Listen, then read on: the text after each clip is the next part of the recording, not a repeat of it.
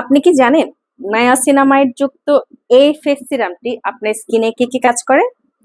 যাদের স্কিন অনেক অয়েলি, যাদের স্কিন এই গরমের মধ্যে পিম্পল হচ্ছে, যাদের স্কিন এই গরমের মধ্যে ওপেন পোরস হচ্ছে এবং যাদের স্কিন এই গরমের মধ্যে একদম তপ্ত রোদে লাল হয়ে যাচ্ছে, তাদের জন্য আমাদের এই নায়াসিনামাইড যুক্ত এই সিরামটি একদমই বেস্ট।